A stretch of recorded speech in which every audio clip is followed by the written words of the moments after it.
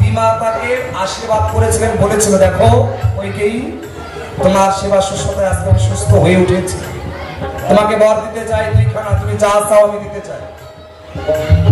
আমার মা কইকেই তখন বলেছিলেন দেখো আমার আর বরের দরকার এখন নাই, মানে দুটা বর যা চাইবে তাই দেবে, আমার যখন দরকার পড়বে আমি সময় মতন চেয়ে নেব।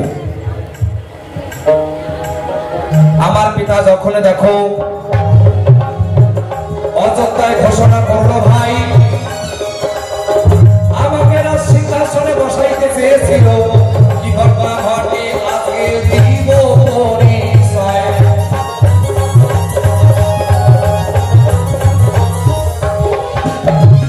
আমার পিতা করলেন কি দশরথ, অযোধ্যায় ঢোল পিটিয়ে দিলেন, ভাই প্রেশারটা কমে গেল, মনিটর দিবি, এই মনিটর দাও, ওই মনিটর, আমার মনিটর ঠিক আছে।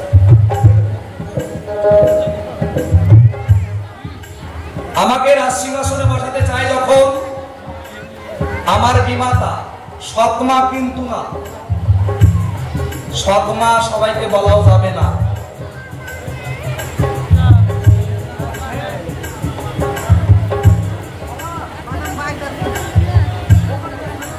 আকাশ হালদার আলাল তিনি জলে পড়ে গেছিলেন, মা গঙ্গা তাকে রক্ষা করেছেন, রাধা গোবিন্দের মন্দিরে মানসিদ্ধি করেছিলেন, তিনি এখন সুস্থ আছেন, যার জন্য তিনি 101 টাকা দান করেছেন। বাহ, এভাবে দান করবেন মায়েরা, কারণ বিশ্বাসে মেলায় বস্তু তো আর কি বহুদূর, তাই না?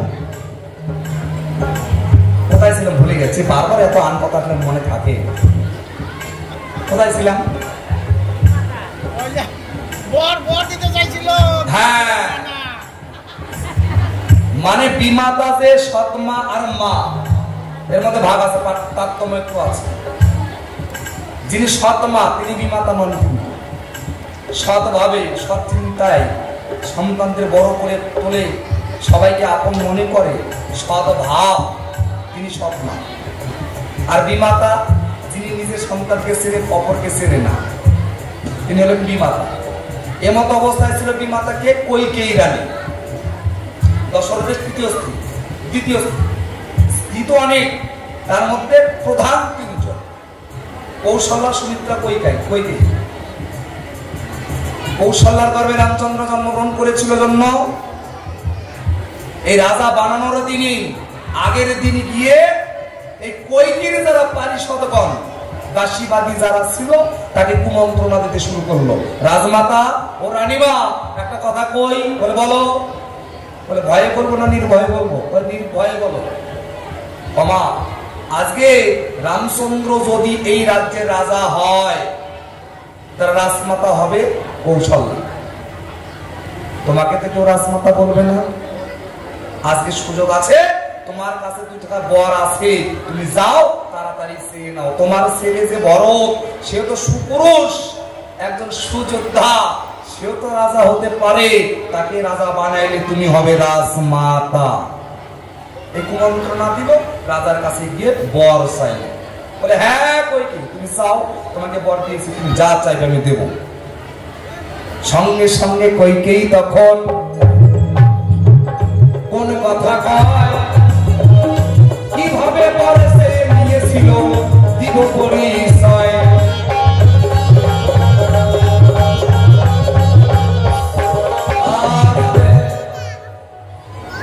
বলছে হে প্রভু, হে রাজেন, আমি আপনার কাছে 2খানা বর পাই। হ্যাঁ তুমি পাবে তো, সে বর এখন আমার চাই। হ্যাঁ বলো, আমি এখন খুব আনন্দে আছি, তুমি যা চাইবে আমি তাই দেব। বাক্য দিয়েছিলেন, যার জন্য সুযোগ নিয়ে প্রথম বর চাই নিল যে রামচন্দ্রকে রাজা নয়, ভরতকে করতে হবে রাজা। আর দ্বিতীয়বার রামচন্দ্রকে 14 বছর জন্য বনবাসে যেতে হবে। সঙ্গে সঙ্গে মাথায় হাত, যা সর্বনাশ, প্রাণের অধিক যে আমার সন্তান রামচন্দ্র, তাকেই বনবাসে পাঠাতে হবে। বাক্য দিয়েছে, বাক্যই ব্রহ্ম, নষ্ট করা যাবে না। সঙ্গে সঙ্গে রামচন্দ্রকে করলো আদেশ, তুমি রাজ্য ছেড়ে চলে যাও। রামচন্দ্র কোনো কথা না বলে চলে গেল বনান্তরে। একে একে 14 বছর কাটে, যখন ফিরে গেলেন তখন মায়ের কাছে না গিয়ে গেল বিমাতার কাছে। অমা, মাগো, আমি এসেছি তোমার দ্বারে। 14 বছর বনবাসে ছিলাম, কোনোদিন কোনো কষ্ট হয় নাই, কিন্তু মনে একটা প্রশ্ন ছিল, আমি তোমার কাছে কোনোদিন অন্যায় করি নাই। আমি রামচন্দ্র তোমার কাছে কোনোদিন অপরাধ করি নাই, বিনা দোষে কেন তুমি তাহলে আমাকে অপরাধী হিসেবে 14 বছর বনবাসে পাঠাও? জবাবটা দাও। কইকেয়ী রানী বলছে, রামচন্দ্র, অপরাধ ছিল। কি অপরাধ জানো? কি? তোর মা কৌশল্যা, সে যখন নগরে কোনো জায়গায় যায় তাকে কি বলে সবাই জানিস? কি? দেখো, ওই ভগবান রামচন্দ্রের মা কৌশল্যা রানী হেঁটে যায়, ভগবান রামচন্দ্রের মা। কিন্তু আমি রামচন্দ্র যখন কোথাও যাই, আমাকে তো কেউ ভগবান কয় না, মানে ভগবানের মা কয় না। জানিস, আজ যদি তুই কৌশল্যার গর্ভে জন্ম না নিয়ে আমার গর্ভে জন্মগ্রহণ করতি, সবাই আমাকে বলতো ভগবানের মা। কি? আর ভগবানের মা হওয়ার শখ কার নাই? আমারও ছিল, যার জন্য তুই আমার গর্ভে আসিস নাই বলে তোর মায়ের কাছে তোকে আমি দূরে রেখেছি। সঙ্গে সঙ্গে রামচন্দ্র করল অভিশাপ। ছি ছি ছি, তুমি মা হয়ে সন্তান চিনতে পারো নাই। অমা, তুমি মা হয়ে আরেক মায়ের চোখের জলে ঝরে যায়, তুমি খোঁজও নেও নাই। অভিশাপ করছি দান, আমাকে গর্ভে নেওয়ার তোমার খুব শখ, খুব সাপ, আমি তোমার গর্ভে আসবো। করছে অভিশাপ, আগত জন্মে জন্মে তোমার গর্ভে জন্মগ্রহণ করব, কিন্তু তোমার ঘরে আমি থাকিব না। সেদিন বুঝবে সন্তান থেকে না থাকার জ্বালা কত বড়। এই অভিশাপ করলো, যার জন্য সেই কইকেয়ী এসে হলো শচীরানী। পরের জন্ম হলো দৈবকী। দৈবকীর উদরে কৃষ্ণ জন্মগ্রহণ করে চলে গেল কোথায়? জানি আমার সন্তান আছে, কিন্তু কাছে নাই। শচীর মাতার গর্ভে তরুণীমায় ছেড়ে চলে যায়, মা আমার কান্নাকাটি করে আর ঘুরে বেড়ায়। কি অপরাধটা কার ছিল? মায়ের, রামের। তার অপরাধ ছিল একমাত্র মায়ের। যেমন কর্ম করেছে তেমনই তিনি ফল ভোগ করেছেন। জয় জয় রাধা গোবিন্দ, একবার হরিবল হরিবল। শোনো শোনো ওগো ভক্ত, আমি সভাতে জানাই, দ্বিতীয় প্রশ্নের দিকে যাব এখন, দিব পরিচয়।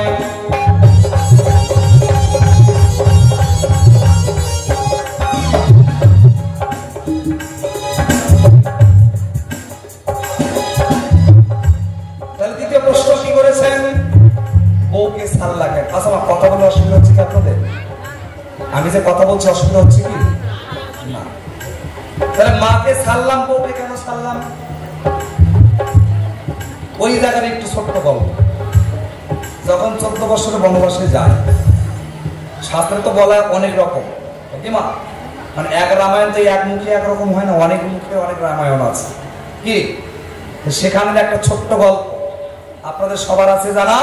যখন বনান্তরে ছিল রাম লক্ষ্মণ সীতা একটা তালপাতার কুঠি নির্মাণ করে, সে সময় দৈনন্দিন রামচন্দ্র আর লক্ষ্মণ মিলিত হয়ে বনে ফল চয়ন করতে যায়। ফল চয়ন করতে গেল যখন, সেখানে রাবণের বোন শূর্পণখা, কি রাবণের বোন শূর্পণখা একজন সুন্দরী রমণী রূপে ধারণ করে বনের মধ্যে ঘোরাঘুরি করে। রাক্ষস যাকে পাবে খাবে, এই চিন্তাধারা করে সুন্দরী রূপে ধারণ করে ঘুরে বেড়াচ্ছে। হঠাৎ গিয়ে দেখে দুইজনের ব্রাহ্মণ পুত্র গাছের ফল পাচ্ছে, দেখে পাগল হয়ে গেল। যা সর্বনাশ, এত সুন্দর রূপ! মানে রাম লক্ষ্মণ ফল পাড়ায়, তাকে দেখে পাগল হয়ে গেছে শূর্পণখা ওই জায়গায়। এত সুন্দর রূপ, এরকম মানুষ তো কোনোদিন দেখি নাই। সঙ্গে তার কাছে গিয়ে প্রকাশ করল, তোমরা কে আমি জানি না, কিন্তু আমার মনের বাসনা তোমাদের দুইজনের মধ্যে কেউ যদি আমাকে বিয়ে করতে আমি খুশি হতাম।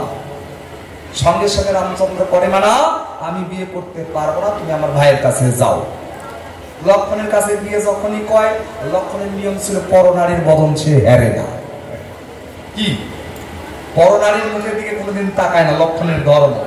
বারবার বলাতে কান্নিপ থেকে বান নিক্ষেপ করে মারলেন ছুঁড়ে, নাগার কান করলো ছেদন। সঙ্গে সঙ্গে রাক্ষসী রূপে ধারণ করে দিল দর্শন। এত বড় স্পর্ধা, তুমি আমার নাক কান ছেদন করলে, এর বিচার আমার নিতেই হবে। এই বলেই চলে গেল রাবণের ঠাই। রাবণের কাছে গিয়ে যখন এই কথা শোনায়, সঙ্গে সঙ্গে রাবণ তখন সুযোগ পেয়ে যায়। যার সর্বনাশ, যার আশায় আমি এতদিন ধরে এখানে পড়ে আছি, সে চলে এসেছে আমার পাশাপাশি। করে নাই, তাদের হত্যা করিবার পরে মায়াম্বিককে পাঠায়। সেখানে অনেক ছলনাময়ী ছলনা করার পরে রামচন্দ্র যখন ওই হরিণ ধরিতে যায়, হরিণ লুকিয়ে রামের স্বরে কান্নাকাটি করে আর কয়, কোথায় ভাই লক্ষ্মণ, প্রাণ যায়, রক্ষা কর। সীতা বিচলিত হয়ে বলে, রাম লক্ষণের ঠাই, লক্ষণ তুমি যাও, তোমার দাদার বিপদ হয়েছে, উদ্ধার করে নিয়ে আসো। বারবার বলার পরে যখন গেল না, তোর কটু কথা বলতে শুরু করলো সীতা লক্ষণের কাছে। তথাপি লক্ষণ যখন কটু কথা শোনে, তখন গিয়ে সে রাজি হয়। যাওয়ার পূর্বে তার পিতা তার স্বামীর নামে গন্ডি কেটে দিয়ে চলে গেল। দেখো মা, আমরা যতক্ষণ ফিরে আসবো না, এই যে দাদার নামে আমি গন্ডি কেটে গেলাম, এর বাইরে তুমি যাবে না বলে চলে গেল। যখন সেখানে ব্রাহ্মণের বৈষ্ণব এসে এসেছিল কে? রাবণ। তখন কেন রাবণকেও কথা দেওয়া ছিল, অনেক কাহিনী, অতদূর যাওয়া দরকার নিয়ে এসে বারবার বলে, মা কে আছে, ভিক্ষা দাও, অনেক দিনের অনাহারি, একটু যদি ভিক্ষা পাই। সীতা বলে, আমার যাওয়ার কায়দা নাই, ভিতরে এসে ফলগুলো নিয়ে যাও। বলে, আমি ত্রিকালদর্শী ব্রাহ্মণ, আমি কারো ভিতরে গিয়ে ভিক্ষা গ্রহণ করি না, আজ 7 দিনের উপবাস। আমি যদি মারা যাই, তোমার শ্বশুরের সম্পত্তি ধ্বংস হয়ে যায়। এই কথা যখন বলেছে, টুক করে ওই গন্ডির বাইরে চলে গেল সেটা। আমার শ্বশুরের বংশ ধ্বংস হবে, মাথায় নষ্ট। চলে গেল যখন, নিজের রূপে ধারণ করে রাবণ ধরিল, তখন তারা হাত লঙ্কায় নিয়ে চলে গেল। রাম লক্ষণ ফিরে এসে দেখে সীতা আর নাই। সেদিন সীতা নাই জন্য রামচন্দ্র বনান্তরে খুঁজে বেড়ায়, তাও যখন পায় না, মনের আশ, হে সীতা, তুমি আজকে আমাকে ছেড়ে চলে গেছো, আমার মনের দুঃখ তুমি বুঝতে পারলে না। তুমি যদি আমাকে ছেড়েই যাবে, তোমার বনে আসার কোনো কায়দা ছিল না, তুমি না আসতে। কি আমি তো তোমার কই নেই, তুমি মানুষের চলো বড়, তুমি নিজে থেকে এসেছিলে, আজকে আমাকে নিজে থেকে সরে যাও। আজ তুমি ছেড়ে গেছো, আমিও তোমাকে একদিন ছেড়ে চলে যাব। বোঝা গেছে? সেজন্য সেই সীতা এসে হলো কে? বিষ্ণুপ্রিয়া। আর তাকে ছেড়ে নিমাই আমার চলে গেল। কি বলবো আপনাদের ঠাই, এখনকার দিনের সেদিনে একটা শিক্ষা দিয়ে গেছেন, জীবকে বুঝাইতে, হে নারীগণ, কোনদিন নিজের গণ্ডির বাইরে যাবার না, না না। যদি গণ্ডির বাইরে যাও, তোমার কুল কিনারা খুঁজেও পাবে না। এখনকার দিনের মায়েদের আর কি কব, বলার দরকার নাই, কই দেখলে রাগারাগি করতে পারে বাবা। কি অনেক কাহিনী গল্প আছে। আর এই যে তোমার কথার জবাব কথায় হইয়া যায়, এই কারণে প্রভু আমার বিষ্ণুপ্রিয়াকে ছাড়িয়া যায়।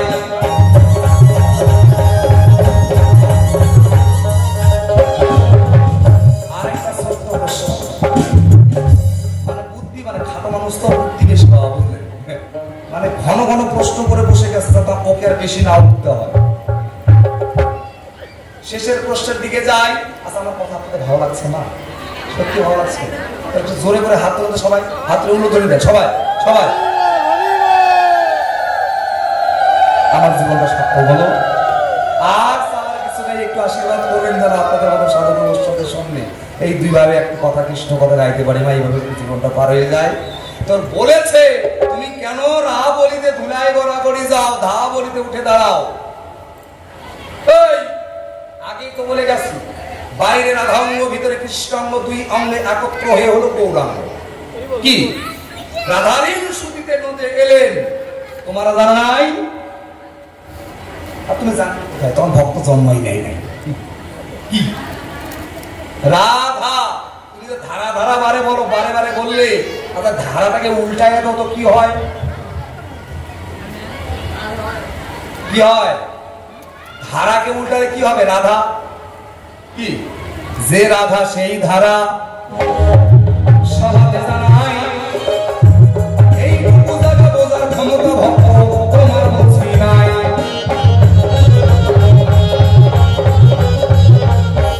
তাহা জিজ্ঞেস করলে তুমি জবাব হইয়া যায়, দ্বিতীয়বারে আর বেশি কথা বলার দরকার ঘটে নাই।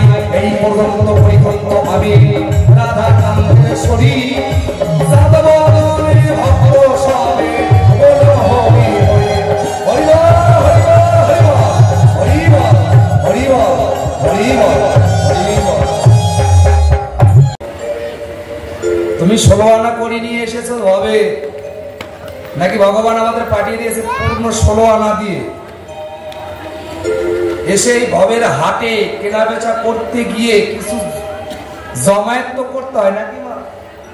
তুমি জমা পুঁজি সবই খতম করে ফেলো আর শেষ বয়সে গিয়ে যদি বলো আমি কার নৌকায় উঠিব ভাবিরে বুঝি তাই তাই কি আর হয় বাবা? সময় গেলে সাধন হবে না, যেমন সময় থাকিতে সবকিছুই করতে হয় রে মন। ভক্ত বড় শক্ত করেছে জিজ্ঞাস, হে প্রভু তুমি একই কর্ম করিলে, মাকে ছেড়ে গেলে, নিজের স্ত্রীকে ছেড়ে গেলে। আমরা জানি মা জন্ম দিয়েছে, বড় করেছে, লালন পালন করেছে, সুন্দরভাবে মানুষ করেছে। কেন নাকি বৃদ্ধ বয়সে সে ছেলে যেন তাকে পার করতে পারে। কি আপনার ছেলে মেয়ে মা বড় করছেন কেন? আপনি যখন বৃদ্ধ হবেন আপনাদেরকে যেন যত্ন করে রাখতে পারে। তা না করে তুমি মাকে ছেড়ে চলে গেলে। আবার বলেছে বউ বউ বউ বউ বড় ধন। ইস এত বউ, এই বউয়ের জন্য পাগল নাকি বিশ্বের জনগণ? তাহলে সেই বউকেও তুমি ছেড়ে গেলে, তার অপরাধ কি? দেখো বিনা দোষে প্রভু আমার কাউকে কোনোদিন সাজা দেয় না, এক, আর কাউকে ছেড়েও যায় না।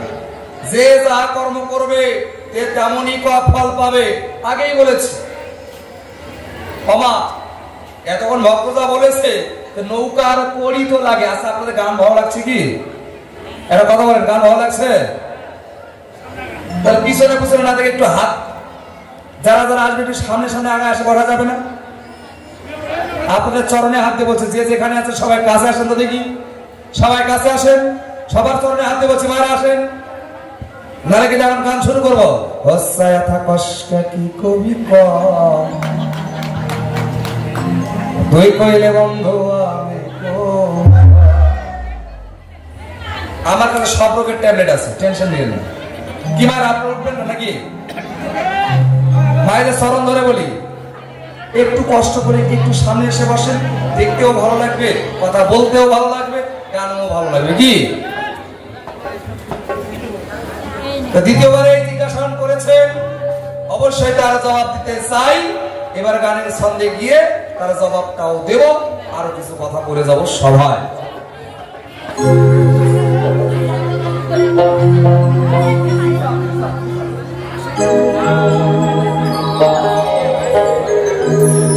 শোনো শোনো ও ভক্ত, ধর্ম সবার ঠাই, মাকে ছেড়েছে কেন, বউকে ছেড়ে গেল কেন, আমি তোমারে যাই।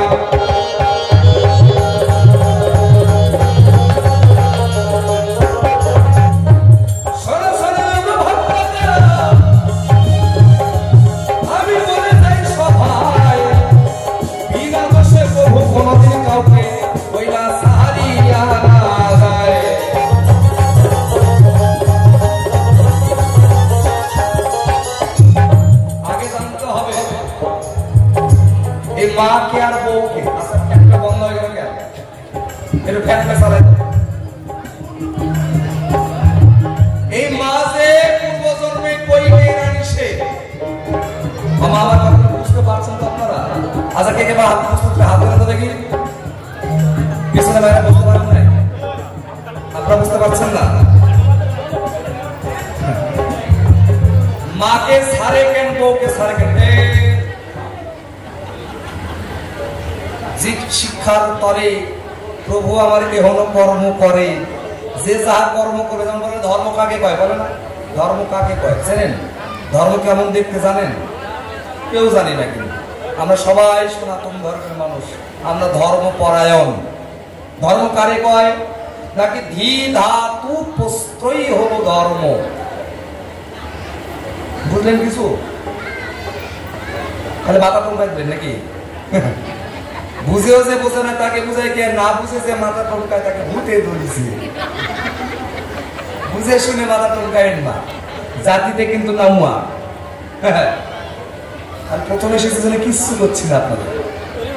যদি 11 বছর পুরানা হইতেন না, গান শুনবেন না, গান জলের মধ্যে গুলে বালতি করে ঢোলা ঢোলায় খাওয়াইতেন। ধী ধাতু প্রস্তুতই হলো ধর্ম। যে যাহা যেমন ভাবে ধারণ করিয়া থাকে সেটাই ধর্ম। যেমন এই যে সাধারণ এখানে একটা উদাহরণ, এটা কি বলে? স্ট্যান্ড। এর ধর্ম কি? এটাকে ধরে রাখা। এটা হলো মাইক্রোফোন। এই মাইক্রোফোনের ধর্ম কি? আমি যা বলে দেবো ও ক্যাচ করে এর মধ্যে দেওয়া, মানে ওর ধর্ম হলো ধরে নেওয়া। বুঝিয়ে নেবেন কিন্তু। এর ধর্ম কি? এখান থেকে নিয়ে সেই মিক্সারে নিয়ে যাওয়া। যেমন যা আই যে যন্ত্র ধরে আসি, এর ধর্ম হলো বাজানো। কি?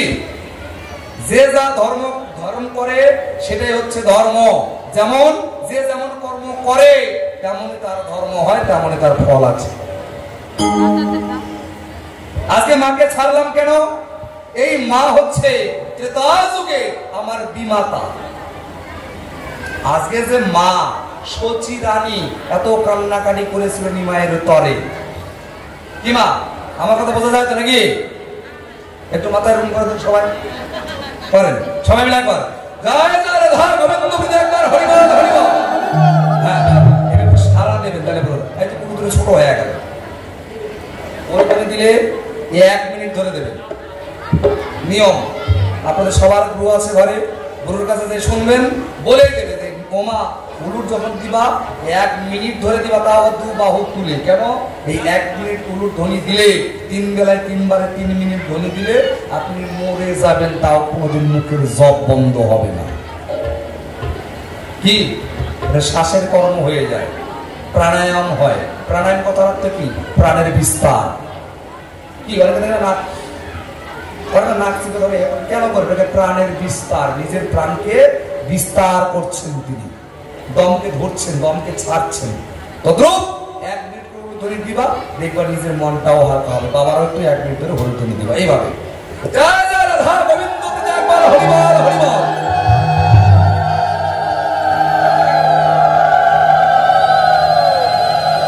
এবার ভালো লাগছে? ভালো লাগে? বাহ! একটা কথা কবো, কবো না? কবো, কথা কবো? আমার কথা রাখবেন তো? আমি এবার প্রথম এসেছি, এসে দেখলাম ছোট ছোট সব বাবুরা, কমিটির সব বড় বড়, মানে এত বড় বড় সব ভক্ত, কমিটির সদস্য এতটুকু।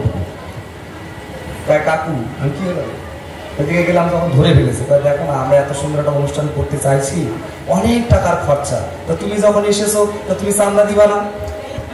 মানে আমার গাড়িটা আটক করে ফেলেছে ওই জায়গায়। চান্দা দিবা না? দিব তো। তাহলে দেও, কয় টাকা নিবি? 11 টাকা দেও। 11 টাকা না, আমি তোর আর একটু বেশি দেবো। কখন দেবো? এখন দেবো। এই অনুষ্ঠান আপনাদের কি? আপনাদেরই ছেলে পেলে লাগিয়েছে, আপনাদের মাইক, আপনাদের প্যান্ডেল, আপনাদের শিল্পী, আপনাদের গান, আপনাদের সব আপনারা লাগিয়েছেন। এর অনেক খরচা। তো তোমার একটা কথা বলবো, বেশি কথা কই না, অল্পতে সময় নাই, 2 মিনিট সময় নেবো, একটা ছোট্ট করে কথা বলবো। আপনাদের যারা আছেন, বেশি চাই না, 51 টাকা করে সবাই দিয়ে যান, দেবেন না?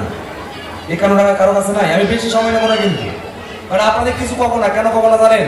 এখানকার যারা শিল্পী রয়েছে তাদের কব। ওরা বাইরে যখন যায়, আমাদের গ্রামের মায়েরা ভালো, আমাদের মায়েরা খালি না বলতে বলে ধ্বনি দেয়, টাকা 10 টাকা ধরে 100 টাকা বের করে দেয়, ওরা খুব বড় বড় গল্প করে অনেক কালেকশন করে বাবা কমিটিকে দেয়। আপনাদের আমি এসেছি ওই শিল্পীদের গান না দেন, আপনাদের বদনাম কিন্তু গোটা বিশ্ব জগতে হবে। কি হবে না? যখনই আপনাদের এই সনিকা দাসী যে বড় বড় মঞ্চে তোদের গ্রামের মায়েরা টাকা দেয় না, কব আমি তখন আপনাদের মান সম্মান থাকবে? তখন থাকবে? থাকবে না? থাকবে? কথা হয় না, থাকবে কি? থাকবে না। অতএব বেশি জরুরি করবো না, যে মায়ের ভালো লাগবে এসে দেবেন। তবে এই দান আমার জন্য না, এটা আমাদের ছোট ছোট কমিটির ভাইদের হাতেই আমি কিন্তু তুলে দেওয়ার চেষ্টা। এই যে দেখো দেখো দেখো, আমার মা জননী আমার কথা বুঝতে পেরেছে, করেছে 52 টাকা দান। সবাই একটু অনুদান দেন, কেমন পারবে?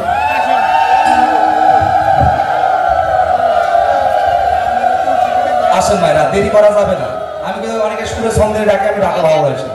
যাদের কাছে 51 টাকা নাই তারা 21 টাকা নিয়ে আসেন,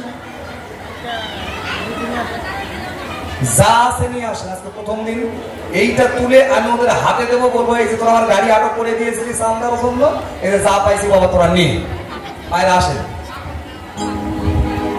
ওমা নড়াচড়া করেন না কেন? না আসলে কিন্তু এখানে দাঁড়িয়ে থাকবো, চুপচাপ করে। হ্যাঁ আসেন দেখিনি, আমি ধরে যাচ্ছি। দেখেন আরেক মা তিনি 60 টাকা দান করলেন, আরেক মা 50, আরেক মা তিনিও 10 টাকা দান করলেন, আরেক মা 50 টাকা দিলেন, আরো 5 টাকা ব্যাক করবো, মা দিচ্ছি। হরিবল হরিবল, দেন দেন মায়ের আসেন। যে কজন মা আছেন যদি দিতে শুরু করেন না, অনেক টাকা হবে গো, সত্যি বলছি। আসেন, অনেকটি টাকা হবে। আসেন, বেশি চাইনি, 51, 21। এখানে এসেছেন, জমিটা তো কিনে দিয়ে যান। ও মায়েরা আসেন, যা দিবেন হাতে তাই যাবে সাথে। এই দেখেন এই দেখেন এই দেখেন, মানুষটা দেখেন কত বড়, দেখেন। এটা দেখে তো একটু লজ্জা হওয়ার দরকার। হরিবল হরিবল, আমা আসো আসো আসো, দেরি করো না। হরিবল মায়েরা, একটুকু দেরি করো না গো, দেরি হয় না, কারণ সময় হাতে নাই। অন্যদের গান আছে, সেটাও গাইতে হবে। আরেকবার তিনিও 50 টাকা দাম।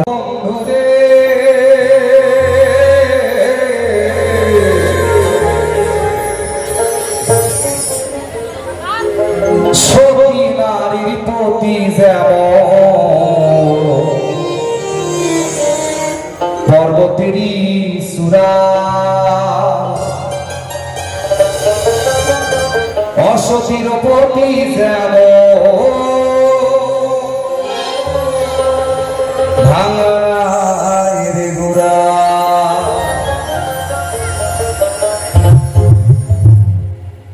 দাগা দিবার চায় রে বন্ধু,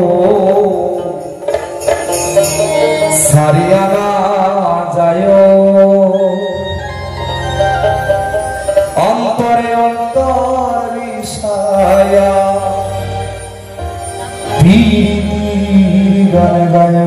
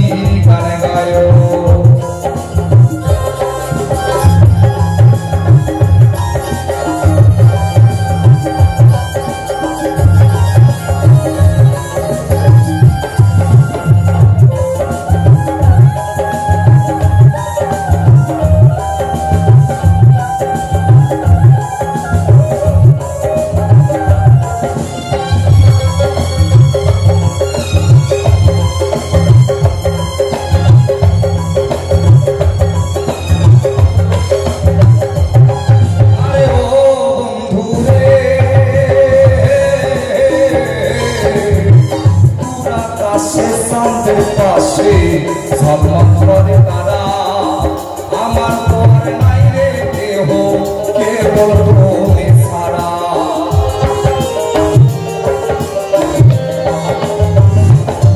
আরে ও বন্ধু রে দূর আকাশে চাঁদের পাশে ঝলমল করে তারা আমার তো আর নাই রে দেহ কেবল তুমি ছাড়া তুমি সারিয়া না যায় রে বন্ধু সারিয়া না যায় অন্তরে অন্তর মিশাইয়া পিরিতি গানে গায় অন্তরে অন্তর মিশাইয়া পিরিতি গানে গায়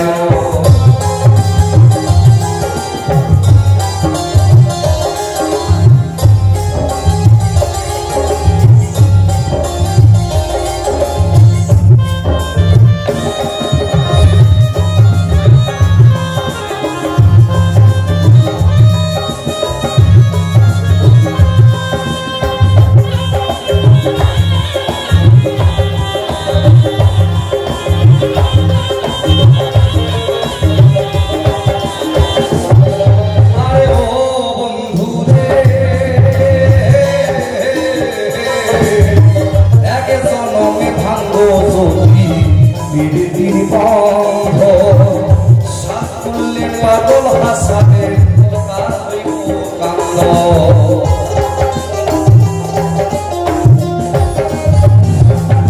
আরে ও বন্ধু রে এক জনমে ভাঙ্গো যদি ধীরে বন্ধ সাত করলে পাগল হাসাবে সার হইব কান্দ তুমি দাদা দিবার সায়রে বন্ধু সারিয়া না যায় অন্তরে অন্তর মিশাইয়া পিরিতি গানে গায় অন্তরে অন্তর মিশাইয়া পিরিতি গানে গায় আসমানে যায় না বন্ধু করতে পারো না পাতালে যায় না বন্ধু শুইতে পারো না আসমানে যায় না বন্ধু করতে পারবো না পাতালে যায় না বন্ধু শুইতে পারবো না তুমি বুকের ভিতর রে বন্ধু বুকের ভিতর অন্তরে অন্তর মিশাইয়া পিরিতির গান গায় অন্তরে অন্তর মিশাইয়া পিরিতির গান গায় অন্তরে অন্তর মিশাইয়া পিরিতির গান গায় অন্তরে অন্তর মিশাইয়া পিরিতির গান